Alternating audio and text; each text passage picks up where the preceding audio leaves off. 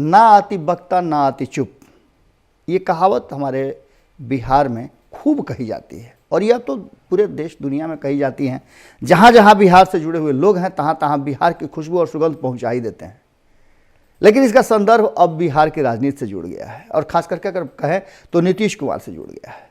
नीतीश कुमार खुद बहुत कम बोलते हैं और संतुलित बोलते हैं, शब्दों का चयन बड़ी बारीकी से करते हैं, लेकिन अचानक से नीतीश कुमार जब सदन में अपने आपा को खो दें, असहज नजर आएं, चीज़ें गुस्से में कहना शुरू कर दें, तो बातें अब समझ से परे हो जाती हैं। क्योंकि नीतीश कुमार जैसा सुलझा हुआ व्यक्ति, सोशल इंजीनियरिंग का मास्टर और अपनी बातों को अपने ही अंदाज में कहने वाला, यदि असहज नजर आए और चीज़ों को अपने हिसाब से कहना शुरू कर दे तो ऐसा लगता है कि कुछ न कुछ तो भीतर में है।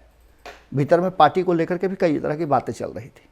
अचानक से केंद्रीय कार्यकारिणी की यानी कि जो बैठक हुई, उस बैठक में नीतीश कुमार ने अचानक से कुछ फैसले ले लिए।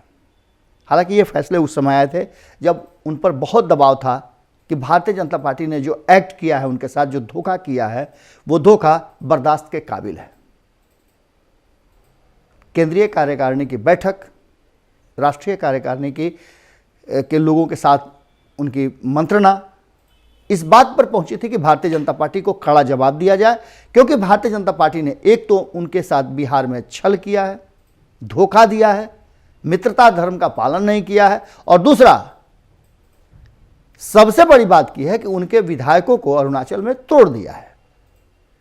इन सब बातों को लेकर के पार्टी के अंदर काफी विद्रोह था। हमने आपको दिखाए भी थे, अलग अलग राज्यों से आए हुए जो प्रतिनिधि थे वो काफी गुस्से में थे। लेकिन नीतीश कुमार ने उस एक्ट को परिवर्तन में बदल दिया। उन्होंने सीधे अध्यक्ष का पद छोड़ते हुए आरसीपी सिंह को अध्यक्ष बना दिया। एक प्रक्रिया ये हुई, तब से कहा जाने लगा कि ललन सिंह एकदम बिल्कुल चुप और शांत हो गए हैं, और शांति के पीछे कई कारण बताए जा रहे थे। नीतीश कुमार से बहुत सारी अपेक्षाएं हो सकती हैं कि ललन सिंह को रही हो। यह चुप्पी यथास्थिति बरकरार रही और कोई भी एक्ट या कोई भी बात इस बीच में ललन सिंह की तरफ से नहीं आया। कहा जाता था कि ललन सिंह अगर नीतीश कुमार के करीब आरसीपी सिंह हैं, अशोक चौधरी हैं, तो उससे ज़्यादा करीब ललन सिंह है। क्योंकि ललन सिंह, हमने आपको पहले भी बताया था कि उनके छात्र जीवन की राजनीति में सबसे ज़्यादा अगर करीबी स्टूडेंट जीवन से, जब स्कूल कॉलेज में लोग पढ़ा करते थे तब से उनके बहुत अच्छे मित्र हैं, और राजनीति में भी दोनों ने लगभग साथ ही शुरुआत की थी।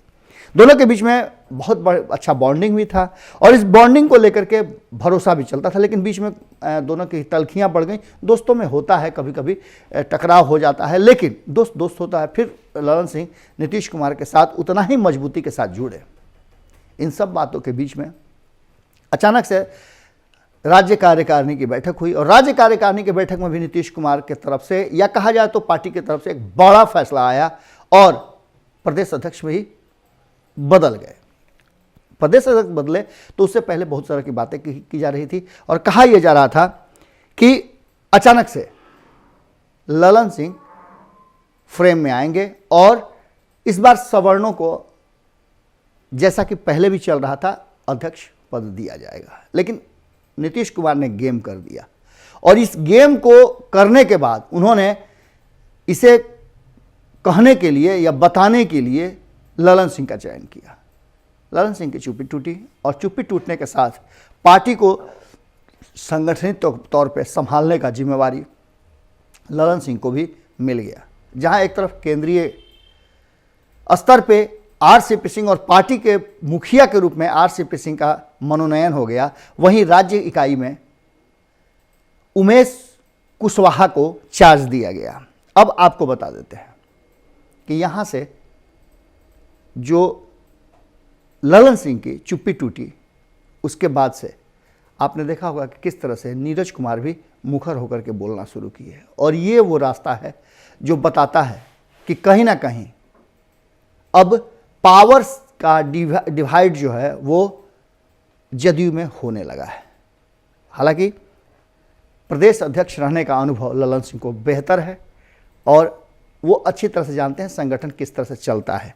अब देखने वाली बात ये होगी कि हालांकि जदयू में अध्यक्ष कोई भी रहे उससे कोई अंतर तो पड़ना नहीं है, क्योंकि अंततः फैसला तो नीतीश कुमार का ही चलता है और नीतीश कुमार के फैसले पर सिर्फ मुहर लगाने के लिए, हस्ताक्षर करने के लिए ही अध्यक्ष का चयन किया जाता है।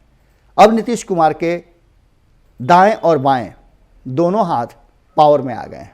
जहां राज्य इकाई का जिम्मेवारी ललन सिंह के हाथ में गया, इस जो एक्ट है, जो एक्शन हुआ है, उस एक्शन से सीधा नज़र आ रहा है कि ये पूरा फैसला राज्य इकाई में जो कुछ भी होगा उसका ललन सिंह को चार्ज दे दिया गया है, क्योंकि उमेश कुशवाहा सिर्फ सिंबल होंगे, मुहर होंगे, बाकी हस्ताक्षर तो वही करेंगे ललन सिंह।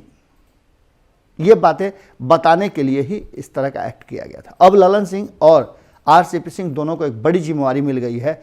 हालांकि विधिवत रूप से उमेश कुशवाहा को मिली है, जिसको लेकर के कई तरह की बातें भी चल रही हैं, हम इस पर चर्चाएं कर चुके हैं। लेकिन अब देखने वाली बात यह होगी कि ललन सिंह जो एक बार पहले नीतीश कुमार से अलग हो चुके हैं, कई मुद्दों पर आरजेडी के खेमे में जा चुके हैं, क्या नीतीश कुमार दोनों ही पलड़े पर, एक तरफ बीजेपी और एक तरफ आरजेडी यानी महागठबंधन और एनडीए, दोनों को बैलेंस करने के लिए दोनों के हाथ में पावर बांट दिए हैं। परिस्थितियों के हिसाब से किधर जाना है यह फैसला अंततः नीतीश कुमार करेंगे, लेकिन दोनों तरफ बैलेंस करने के लिए ललन सिंह को आगे लाया गया है और ललन सिंह फिर से एक्शन में आ गए हैं। जहां आरसीपी सिंह भारतीय जनता पार्टी के साथ संबंधों को लेकर के जोड़ घटाव शुरू कर दिए हैं, वहीं बिहार में क्या होगा और बिहार में सरकार कैसे चलेगी, किसके साथ चलेगी, ये अब फैसला ललन सिंह के हाथ में आ गया। देखना होगा कि क्या कुछ निकल करके सामने आता है। लेकिन एक बात तो तय है कि जवाब नीतीश कुमार ने देने का प्रयास किया है अपने साथी और विरोधी दोनों को। ये जवाब किसके पास जल्दी पहुंचता है, ये बहुत ही मार्केबल बात होगी।